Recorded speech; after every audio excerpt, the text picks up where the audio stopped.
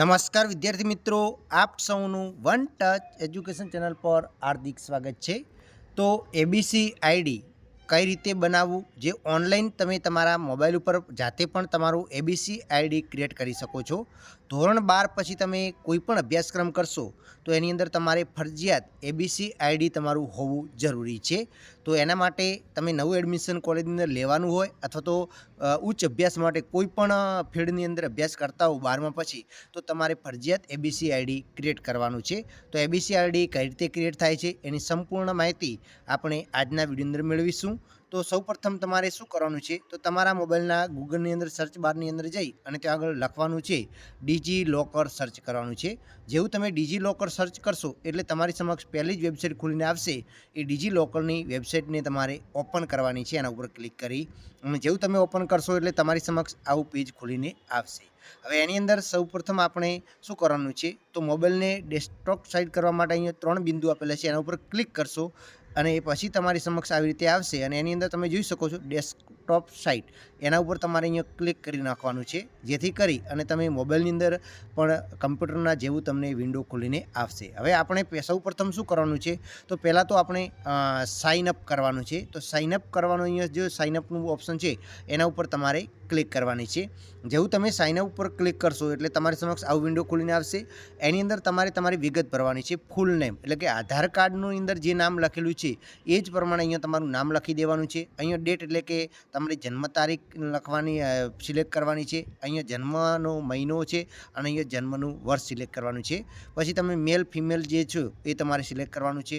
પછી તમારે mobile number આપવાનો છે, પણ આ મોબાઈલ નંબર તમારા આધાર કાર્ડ સાથે લિંક થયેલો હોય એ જ મોબાઈલ નંબર અહીંયા આપવાનો છે।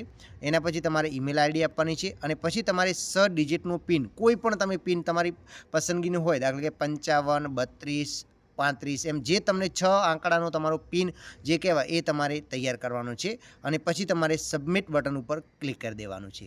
હવે તમારે ડીજી લોકર ઉપર સાઇન ઇન થવાનું છે અને સાઇન ઇન થવા માટે તમારા આધાર જે છે, આધાર નંબર જે આપેલો છે આધાર ઉપર ક્લિક કરવાનું છે અને તેના ઉપર ક્લિક કરી અને આધાર નંબરથી તમારે સાઇન ઇન થવાનું છે। તો સાઇન અપ કરવા માટે, સાઇન ઇન કરવા માટે કરી અને તમારે આધાર નંબર આપી દેવાનો છે અને પછી તમે નેક્સ્ટ બટન ઉપર ક્લિક કરશો એટલે તમને આગળ તમે જોશો તો જેવું તમે નેક્સ્ટ લખેલું છે એના ઉપર ક્લિક કરશો એટલે એની અંદર તમારા મોબાઈલ ઉપર જે આધાર નંબર સાથે લિંક છે એના ઉપર ઓટીપી જશે, ત્યાં આગળ ઓટીપી સબમિટ કરવાનું છે। બાજુમાં જે કેપ્ચા છે એ કેપ્ચા અહીંયા ફિલઅપ કરી અને પછી તમારે સબમિટ કરવાનું રહેશે। તો આટલું તમે ફટાફટ કરી અને જેવું તમે સબમિટ ઉપર ક્લિક કરશો એટલે સબમિટ ઉપર જેવું તમે ક્લિક કરશો એટલે તમારી સમક્ષ નવો વિન્ડો ખોલીને આવશે। હવે એની અંદર તમારું જે સેટ પિન જે તમે બનાવ્યું છે એ 6 આંકડાનું પિન અહીંયા સબમિટ કરવાનું છે અને પિન ભૂલી ગયા તો ફોરગેટ કરીને ફરીથી પણ બનાવી શકો છો, પણ તમને યાદ હોય તો એ 6 આંકડાનું પિન નાખી અને તમે જેવું સબમિટ કરશો એટલે તમારી સમક્ષ તમારું બની જશે।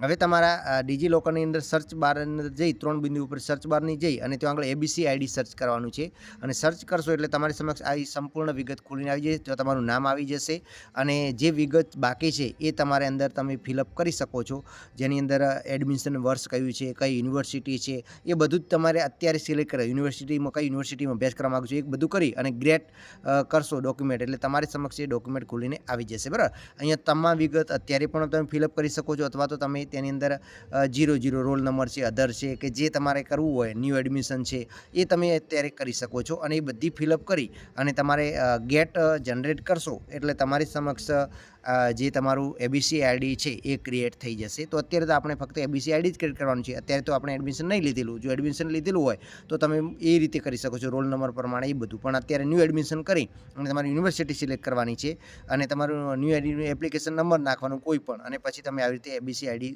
જનરેટ કરી શકો છો। બરાબર, તો એબીસી આઈડી તમે જનરેટ કરી અને તમારી યુનિવર્સિટી નાખી અને ગેટ આગળ કરશો એટલે તમારી સમક્ષ એ સંપૂર્ણ આવી જશે। ગેટ જો લખેલું છે, ગેટ ડોક્યુમેન્ટ તેના ઉપર જવાનું છે અને તે આગળ તમે કરશો એટલે તમારી સમક્ષ આગળ આવી જશે જે એબીસી આઈડી વાળું જે કાર્ડ છે એ ડોક્યુમેન્ટ તમારું એની અંદર ક્રિએટ થઈ જશે। તો અહીંયા તમે જોઈ શકો છો સ્ક્રીન ઉપર આવું તમારું ક્રિએટ થઈ જશે, જેની અંદર એબીસી આઈડી